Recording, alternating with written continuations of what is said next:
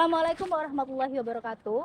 Kami dari mahasiswa Universitas PGRI Ronggolawe Tuban, Prodi PGSDB 2020 yang akan melakukan sesi wawancara dengan topik penerapan profil pelajar Pancasila di lingkup sekolah dasar pada SDN Baturno dengan narasumber Kepala Sekolah SDN Baturno Bapak Muhammad Yusuf SPD.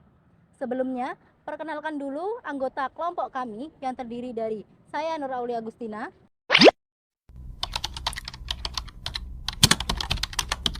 Saya Siti Nurdiana.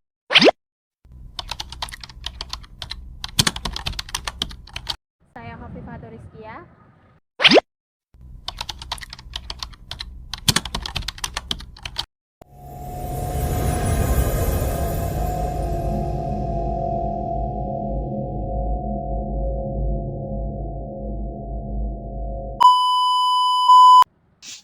Assalamualaikum Pak, selamat pagi. Waalaikumsalam warahmatullahi wabarakatuh. Selamat pagi. Sebelumnya perkenalkan dulu, kami dari mahasiswa PGSD Uniro angkatan 2020 yang terdiri dari saya Nur Aulia Agustina dan kedua rekan saya Hofifatul Rizkia dan Siti Nurdiana. Maksud dan tujuan kami datang ke SDN Baturno ini adalah untuk mewawancarai Bapak Kepala Sekolah terkait tentang penerapan profil pelajar Pancasila di lingkungan SDN Baturno ini. Ya, selamat datang kami ucapkan bagi mahasiswa yang sedang menempuh pendidikan di sini di SDN Baturno. Saya selaku kepala sekolah atas nama Muhammad Yusuf. Silakan nanti apa yang akan ingin digali informasi berkaitan dengan program ataupun proyek profil pelajar Pancasila yang informasi yang ingin didapatkan di SD Baturno ini. Sebelumnya Bapak Yusuf sendiri ini ditempatkan di SDN Baturno sudah berapa lama? Penempatan saya di SDN Baturno ini TMT awal mulai per April tahun 2022. Jadi sekitar kurang lebihnya 1 tahun lebih sedikit saya berada di SDN Baturno ini. Selanjutnya, apakah kurikulum Merdeka sudah diterapkan di SDN Baturno? Nah, saat penempatan saya di SDN Baturno ini sudah dimulai kurikulum Merdeka. Nah, sudah dimulai kurikulum Merdeka tahun pelajaran 2022-2023 ini. Namun penerapan kurikulum Merdeka baru kelas 1 dan kelas 4. Jadi belum menyeluruh. Berarti untuk kelas 2, 3, 5, dan 6? Untuk yang kelas 2, 3, 5, dan 6 masih menggunakan kurikulum 2013. Berarti masih campuran ya? Ya, jadi saat tahun pelajaran 2022-2023 kurikulum yang dipakai di SDN 2 Baturno menggunakan 2 kurikulum. Yang pertama kurikulum Merdeka dan kurikulum 2013. Gitu. Kemudian apakah siswa di sini sudah dikenalkan dengan pengertian proyek pelajar Pancasila itu apa, itu sudah dikenalkan apa belum? Nah, untuk pengenalan proyek profil pelajar Pancasila seharusnya Bapak Ibu guru yang sudah mengikuti pelatihan kurikulum Merdeka itu sudah mendapat pembekalan dari kegiatan yang dikoordinir oleh KKG tingkat kecamatan.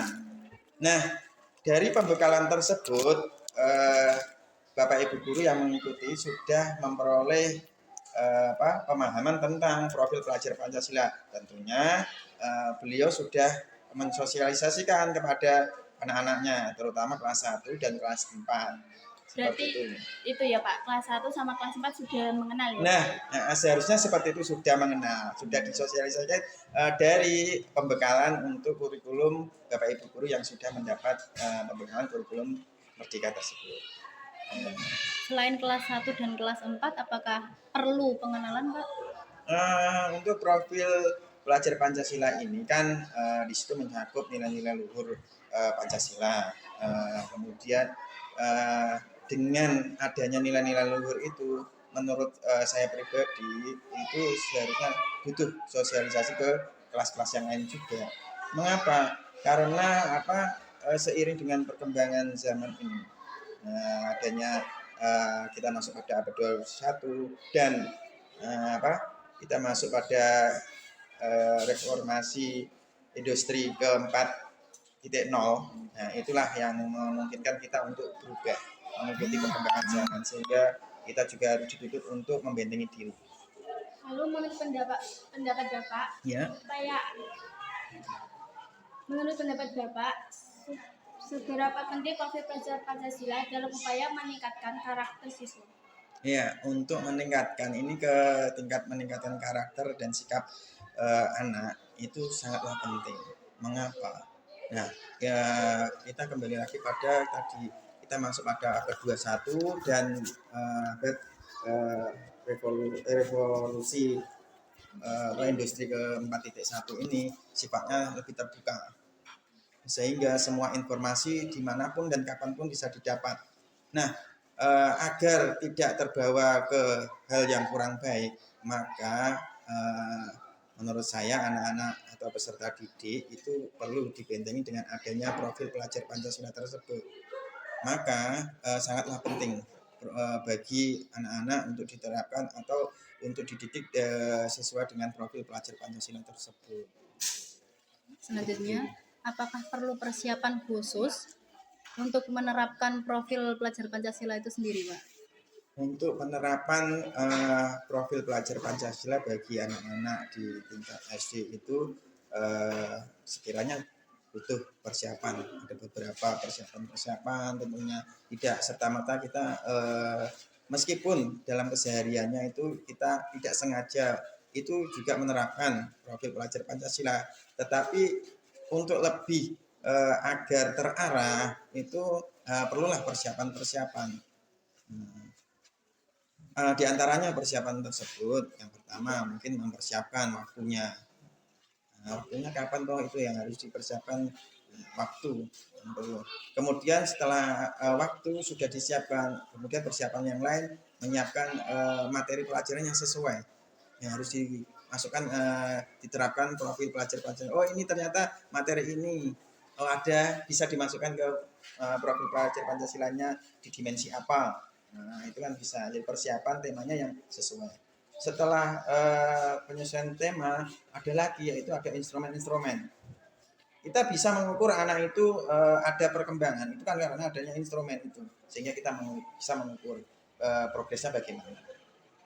Itu yang terakhir adanya dukungan, tidak ada dukungan dari pihak luar, meskipun ada dukungan dari pihak Bapak Ibu guru maupun seperti ada dukungan pihak luar dengan mahasiswa, itu butuh sekali. Nah, itulah persiapan-persiapan seperti itu yang mungkin sebagai pendukung untuk diterapkannya tadi proyek profil pelajar Pancasila. Kemudian itu Pak, tahapan mengelola penerapan proyek pelajar Pancasila di lingkungan sekolah itu seperti apa? Tahapan yang sudah dilakukan di sini. Yeah. Nah, untuk tahapan di sekolah ini belum sepenuhnya. Di antaranya sudah yang pertama sosialisasi dulu. Setelah sosialisasi menentukan waktu.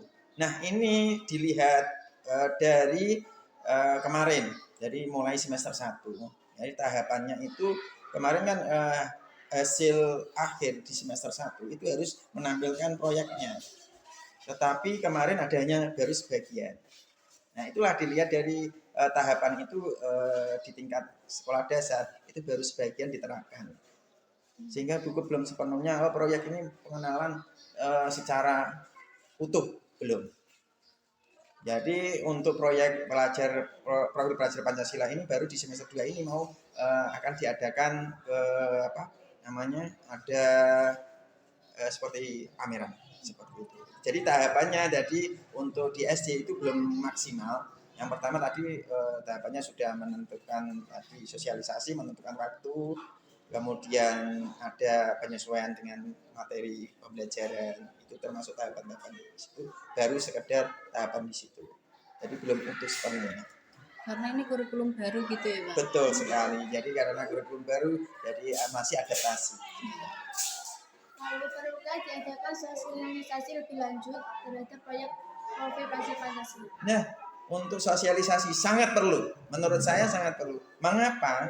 karena dilihat dari perkembangan atau progres yang sudah terjadi kemarin dari semester 1 kemudian masuk ke semester 2 itu progresnya belum tampak sepenuhnya. Jadi di semester 1 kemarin juga masih setengah-setengah. Jadi pelaksanaan profil pelajar Pancasila ini. Nah, diharapkan untuk sosialisasi lebih lanjut ataupun ada seminar-seminar itu lebih baik diadakan seperti itu. Kenapa? Agar itu maksud dan tujuan apa toh yang sebenarnya terkandung dalam profil pelajar Pancasila diterapkan di anak sekolah dasar itu seperti itu. Berarti gurunya perlu sosialisasi, siswanya juga perlu gitu ya Pak? Nah, yang pertama kan yang perlu disosialisasi gurunya dulu, dimantapkan apa tuh maksud tujuannya profil pelajar Pancasila. Meskipun kemarin kan ada sebagian sudah mendapatkan yang kurikulum merdeka, kemudian anaknya juga sebagian sudah kelas 1 dan kelas 4. Nah, yang guru-guru yang lain kan agar mendukung hal tersebut, sehingga perlulah untuk ada sosialisasi. Selanjutnya, apakah perlu Pak ditambahkan seperti mata pelajaran khusus tentang proyek profil pelajar Pancasila kepada siswa agar siswa itu lebih memahami gitu loh Pak terkait ini? Untuk berarti ada tambahan pelajaran khusus yang Apakah berkaitan. perlu? Apakah perlu? Menurut saya untuk saat ini karena jam pelajaran di SD itu satu minggunya sudah memenuhi 24 jam minimal, sehingga untuk saat ini belumlah untuk menambahkan jam tertentu atau jadwal tertentu untuk yang profil pelajar Pancasila. Masih terintegrasi ke kegiatan intrakurikuler maupun ke ekstrakurikuler di situ. Jadi di sana jadi saat pembelajaran berlangsung ataupun kegiatan ekstrakurikuler kita terapkan yang tema-tema yang sesuai dengan profil pelajar Pancasila tersebut. Berarti masih diselipkan di antara pelajaran. Benar, seperti itu untuk saat ini. Mungkin kalau ke depan karena perkembangannya belum maksimal terlihat, bolehlah nanti ada ke depan ada rencana ke penambahan jam khusus untuk profil pelajar Pancasila ini. Kemudian menurut Bapak bagaimana cara penerapan profil pelajar Pancasila ini disesuaikan dengan kondisi di SD Baterna ini Pak? Cara penerapannya bagaimana? Cara penerapannya untuk ini dari pemikiran saya bahwa untuk penerapan yang menyesuaikan profil pelajar Pancasila menyesuaikan keadaan SD Baturno ini, yang pertama menggali minat dan bakat anak terlebih dahulu. Jadi setiap pembelajaran ini saat pembelajaran materi ini minat kalian apa yang kalian inginkan, jadi anak yang digali keinginannya apa, kemudian setelah menggali keinginan anak kemudian baru kita memasukkan berarti keinginannya ini kita tuntun. Nah, kita tuntun, kita arahkan menuju ke profil pelajar atau dimensi Pancasila tersebut. Seperti itu. Selanjutnya, ketika SD Baturno ini telah mengenalkan dan juga menerapkan proyek pelajar Pancasila, apa terdapat perubahan yang terlihat kepada siswa-siswi di sini? Nah, untuk karena ini kemarin ini jadi 1 tahun pelajaran 2022-2033 ini sudah tampak atau sudah terlihat di segi dari dimensi keimanan dan ketakwanya. Jadi contohnya saja pagi berdoa kemudian membaca Asmaul Husna, itulah termasuk ke dalam integrasi ke profil pelajar Pancasila. Kemudian juga sikap gotong royongnya. Nah, itulah yang nampak menurut saya seperti itu di SD kita, SD Baturno ini. Setelah menerapkan proyek profil pelajar Pancasila sendiri itu, apakah ada kendala yang dihadapi guru saat menerapkan profil pelajar Pancasila? Nah, untuk kendala dalam penerapan profil pelajar Pancasila ada beberapa kendala. Yang pertama mungkin ketidaksesuaian, anak-anak diajak bersama-sama ada yang minatnya berbeda, sehingga untuk menjadikan satu tujuan profil pelajar Pancasila itu harus menyatukan dari perbedaan minat dan bakat anak tersebut. Jadi contoh yang satu pengennya kegiatan A, yang satu kegiatan B. Jadi harus kerjasama. Nah, untuk bekerja sama padahal berbeda kegiatan. Nah, seperti itulah. Jadi itu termasuk kendala. Nah, kendala dari luar mungkin belum ada sosialisasi dari orang tua, kan belum tahu anak-anak ini disuruh apa kok disuruh membawa seperti ini banyak. Nah, itu juga dari kendala luar. Itulah kendalanya. Jadi dari anaknya sendiri maupun dari kendala dari pihak luar. Kemudian itu Pak, apa sudah ada contoh hasil penerapan profil Pancasila yang dilihat dari siswa secara langsung di SD ini Pak? Profil pelajar Pancasila diantaranya ada 6 dimensi tersebut. Nah, untuk yang dilihat secara real, nah, itu dari saat saya di sini penerapannya itu yaitu melalui sikap. Nah, dari yang pertama itu sikap dan tutur kata. Jadi setiap kemarin saya tegaskan di sini untuk tutur kata dan sikap. Kalau menurut saya dari awal saya sini sampai saat ini itu ada perubahan dari sikap dan tutur kata anak-anak. Itulah yang saya lihat pertama kali. Nah, kemudian untuk yang kegiatan-kegiatan seperti gotong royong, kemudian kemandirian, kreativitas anak. Nah, kemarin juga sudah mulai nampak, apalagi didukung dengan ada kegiatan-kegiatan dari kegiatan-kegiatan mahasiswa harus mengajar itu, sehingga anak-anak mulai tergali kreativitasnya seperti itu. Lalu dimensi profil pelajar Pancasila apa yang paling cepat progres perkembangannya? Yang paling cepat progres tadi sudah saya sebutkan, yaitu yang keimanan dan beriman dan bertakwa kepada Tuhan Yang Maha Esa, itu yang paling menonjol. Kemudian berikutnya disusul dengan gotong royong, kemandirian dan kreativitas. Untuk yang ada ya Pak yang berpikir kritis itu loh Pak. Iya. Itu susah sekali Pak. Kalau di sini seperti apa? Untuk berpikir kritis. Nah, untuk menggali anak ataupun kita memunculkan daya kreativitas anak atau berpikir kritis, itu kita harus membuat atau menggali atau memancing anak untuk membuat suatu namanya problem dulu, sehingga anak-anak itu mempunyai ide ya kritis. Oh Pak, kalau ada permasalahan kan profil pelajar Pancasila kan diterapkan gunanya untuk menghadapi isu-isu yang terbaru, isu-isu yang ada baru ngetren, sehingga kita sebagai pengajar itu berusaha memunculkan ide. Tadi saya dalam perjalanan melihat ada kejadian ini. Contoh, ada anak-anak nyabrang tanpa lihat kanan kiri. Menurut kalian bagaimana? Menurut pendapat kalian. Nah, anak akhirnya dipancing untuk berpikir kritis. Pak, seharusnya seperti ini, langkahnya seperti ini. Nah, itulah sehingga untuk memancing atau untuk memunculkan kekritisan anak itu tergantung dari kita ataupun Bapak Ibu guru dalam mengajar. Jadi harus memunculkan sebuah permasalahan, problem kemudian dipecahkan anak, sehingga anak itu mempunyai ide-ide. Nah, itulah yang kesulitan di sini. Kenapa? Jarang Bapak Ibu guru memunculkan suatu problem. Anak-anak ini saya menemukan tadi dalam perjalanan kemarin, saya menemukan permasalahan seperti ini, melihat ada banjir, kemudian melihat jalan raya seperti ini. Menurut kalian tindakan apa yang terbaik? Nah, itulah yang akan memunculkan ide-ide kreatif dari anak. Nah, itulah yang sulit selama ini. Sehingga tadi itulah yang merupakan yang tersulit untuk mengungkapkan ide-ide kritis dari anak. Berarti seharusnya Bapak Ibu guru juga belajar juga untuk membuat pembelajaran lebih menarik atau memunculkan ide-ide kreatif seperti itu. Betul, jadi memancing ide-ide kreatif tadi. Jadi juga dari gurunya juga harus punya ide seperti itu.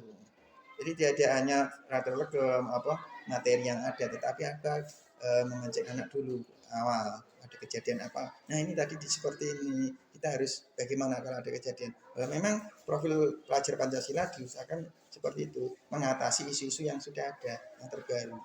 Sehingga anak-anak akhirnya nanti dewasa terbiasa. Oh ada isu seperti ini, kita harus bagaimana tindakan yang terbaik. Itulah, kita akan dibawa ke sana. Kemudian itu Pak, di SD Baterna ini itu apa? Apakah ada inovasi-inovasi baru agar siswa itu lebih tertarik untuk mempelajari tentang pendidikan sikap atau karakter?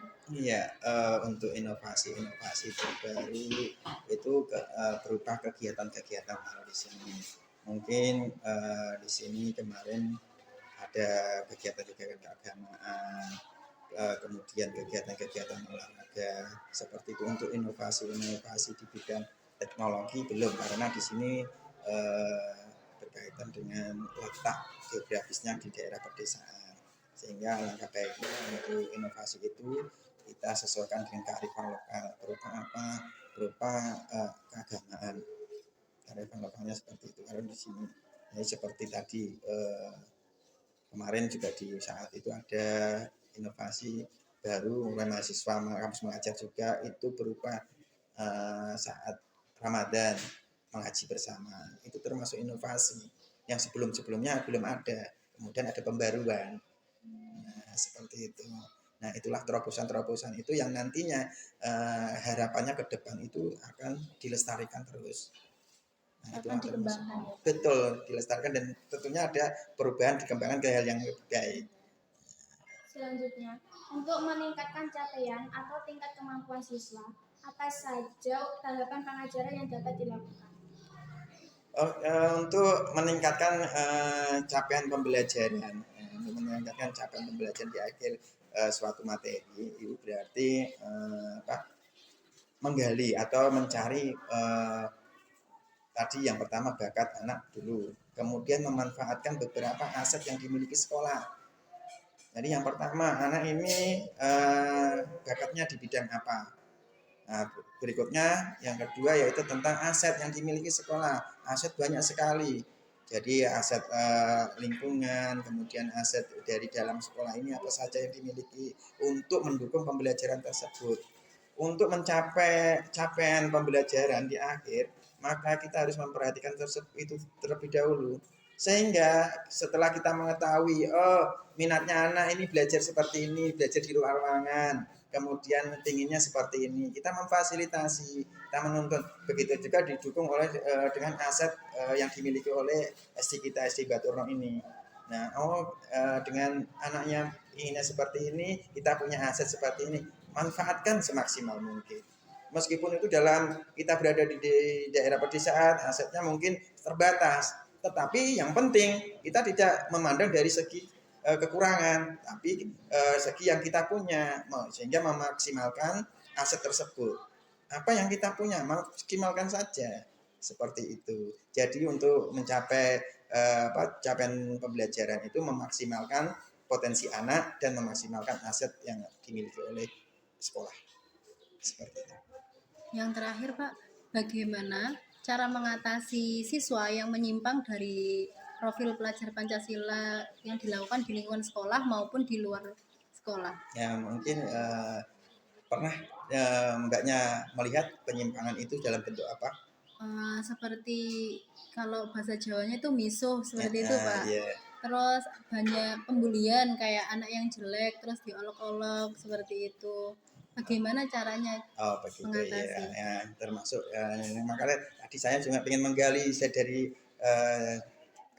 mbaknya ini ya, dari mahasiswa ini saya ingin menggali, pernahkah melihat penyimpangan dari profil pelajar Pancasila setelah beberapa kali jenengan juga ikut di sini di program kampus mengajar, ternyata melihat ada beberapa penyimpangan, mungkin pernah mengalami pernah melihat lah ya di sekolah tersebut. Nah, termasuk di sini. Nah, untuk mengantisipasi itu ada penyimpangan-penyimpangan untuk profil pelajar Pancasila, mungkin yang dilakukan dari Bapak Ibu guru, satu pendekatan dari anak. Jadi di anak itu dikati, mengapa kok kamu seperti ini, digali dari apa latar belakangnya. Kenapa kok anak ini mempunyai diajak ke hal yang baik kok nggak mau. Latar belakangnya apa? Kebutuhan apa yang belum cukupi dari anak tersebut. Mungkin dia kurang perhatian dari orang tua, seperti itu. Oh seperti itu, akhirnya kita mengambil langkah, kita butuh perhatian, kemudian mengalihkan kegiatan-kegiatan yang kurang baik. Contoh anak ini mungkin kurang perhatian, sehingga di sekolah perhatikan, oke, kita ajak ke kegiatan-kegiatan positif di waktu-waktu luang seperti istirahat, kita ajaklah ke hal-hal yang positif seperti apa, mengajak ke olahraga boleh, atau mengajak ke kegiatan-kegiatan yang lain, sehingga anak itu selalu dituntut untuk hal yang baik. Nah itu yang pertama. Kemudian tadi saat pembelajaran juga kita sedikit menyisipkan nilai-nilai luhur Pancasila. Jadi dari tutur katanya harus yang baik bagaimana. Setiap materi pelajaran kita sisipkan. Nah, seperti itu. Mungkin itu yang bisa saya sampaikan. Ada lagi? Sudah Pak, cukup wawancara kami. Mungkin ada tutur kata dari kami yang kurang berkenan, mohon dimaafkan. Ya begitu juga tadi saat menyampaikan dari beberapa hasil wawancara hari ini bersama dengan mahasiswa dari Uniro ya, betul? Betul Pak. Semoga apa yang kalian lakukan kali ini dapat bermanfaat, sehingga apa kedepannya dengan punya gambaran-gambaran juga berkaitan dengan seperti profil Praja Pancasila ini, berkaitan dengan riset yang mungkin mahasiswa lakukan. Terima kasih Pak atas waktunya. Ya, sama-sama. Demikian yang dapat kami sampaikan. Apabila tutur kata kami kurang berkenan pada saat wawancara, mohon dimaafkan. Wassalamualaikum warahmatullahi wabarakatuh. Waalaikumsalam warahmatullahi wabarakatuh. Begitu juga saya mengucapkan minta maaf jika ada tadi yang saya sampaikan kurang berkenan dari hati mahasiswa, sehingga kami sebagai manusia biasa mempunyai banyak khilaf, saya mohon maaf.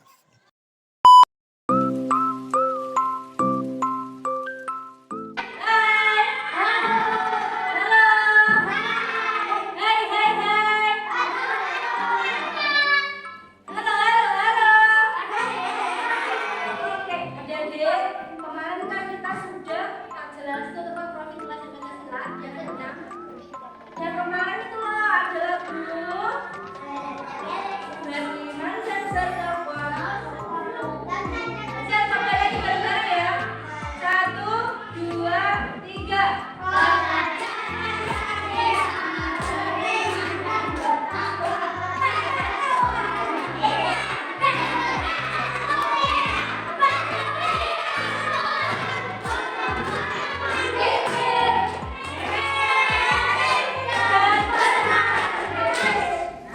Ada berapa dimensi? 6.